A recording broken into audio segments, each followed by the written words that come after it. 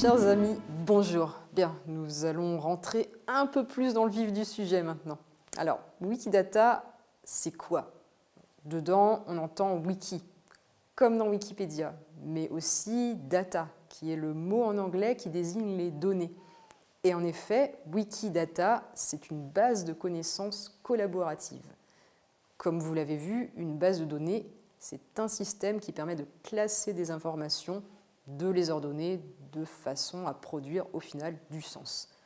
Mais en fait, ce Wikidata n'est pas tout à fait une base de données, c'est une base de connaissances. Elle est aussi généraliste, multilingue et ouverte. Mais ça, on le verra après, en détail. Alors, qu'est-ce que c'est une base de connaissances? Quelle différence avec les bases de données? Déjà, comme pour n'importe quelle base de données, Wikidata, c'est d'abord un moyen de ranger des informations brutes, des données, dans des champs et de façon structurée. Mais une base de connaissances va plus loin que ça. L'objectif d'une base de connaissances, c'est de faire en sorte que ces données deviennent de l'information porteuse de sens en les mettant en relation les unes avec les autres. Mais pas comme dans un texte rédigé, par exemple dans un article de Wikipédia. Ici, vous ne lirez pas de paragraphe de texte encyclopédique, juste des champs permettant de saisir et d'afficher des données. Dans Wikidata, on liste tous les aspects liés à un même sujet au même endroit, sur une même page.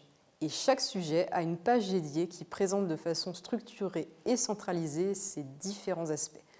L'idée, c'est qu'une notion, quelle qu'elle soit, se définit toujours en croisant plusieurs données et que ces données sont plus faciles à appréhender si elles sont rassemblées et consultables sans avoir à naviguer de page en page. Et c'est en croisant ces données brutes qu'on peut produire du sens et donc de l'information. Et là, ce dont je vous parle est peut-être abstrait, donc je vais faire un parallèle avec la fable des aveugles et de l'éléphant.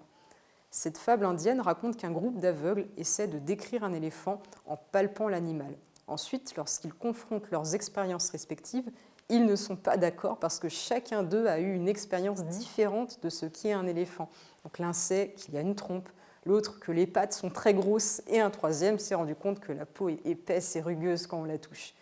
Alors, la solution pour décrire l'éléphant, c'est de mettre en commun toutes ces informations, de les croiser, et avec toutes ces informations, on se fait une idée la plus précise possible de ce qu'est un éléphant.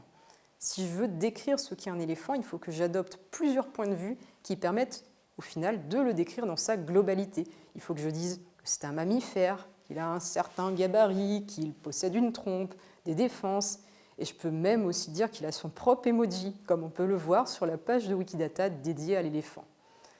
Et alors, c'est bien tout ça, mais à quoi ça sert Wikidata concrètement? Pourquoi collecter toutes ces données et les regrouper de façon non rédigée? Comment est-ce qu'on exploite tout ça? Alors concrètement, les informations qu'on ajoute sur Wikidata peuvent servir à une mise à jour instantanée et centralisée de toutes les versions linguistiques de Wikipédia. Par exemple, si j'indique une seule fois dans Wikidata que l'éléphant de forêt d'Afrique est une espèce classée en danger critique d'extinction depuis mars 2021, eh bien, toutes les versions de Wikipédia peuvent afficher les bonnes données correspondantes, quelle que soit leur langue. Et beaucoup d'autres utilisations de Wikidata sont possibles. Du moment que vous savez comment extraire ces données de Wikidata, vous pouvez aussi les réutiliser pour des usages qui n'ont rien à voir avec les projets de Wikimedia. Ces données sont dites libres, c'est-à-dire qu'elles sont toutes publiées sous une licence CC0 qui autorise quasiment n'importe quel usage. Dans les faits, c'est une licence qui est très proche du domaine public. Et comme il s'agit de données qui sont très organisées, bien structurées, elles sont aussi exploitables par des algorithmes pour des usages très variés. Par exemple, elles permettent d'enrichir les projets comme celui de cartographie libre, OpenStreetMap, ou bien d'améliorer les résultats des moteurs de recherche sur le web et les réponses des assistants numériques. Enfin, le contenu de Wikidata est multilingue. On peut consulter Wikidata dans n'importe quelle langue, car l'interface du site sera toujours dans la langue de votre choix. Et vous pouvez contribuer sur votre langue préférée aussi. Sur la page de données dédiée à la notion d'éléphant, on trouve des contenus dans plusieurs langues. Potentiellement, ça pourrait même être dans toutes les langues. Et c'est pour cela que cette page s'appelle Q7378 et non pas éléphant ou éléphante ou elephantidae. Ce qui est important ici, ce n'est pas le mot éléphant, c'est la notion d'éléphant, les caractéristiques de cette famille de gros mammifères. Et c'est pour ça, entre autres, qu'on la désigne par un identifiant unique généré automatiquement par le système de Wikidata, Q7378. Et voilà, vous savez maintenant à quoi la base de connaissances Wikidata peut servir. Et je vous souhaite de très chouettes et longues explorations de toutes ces données.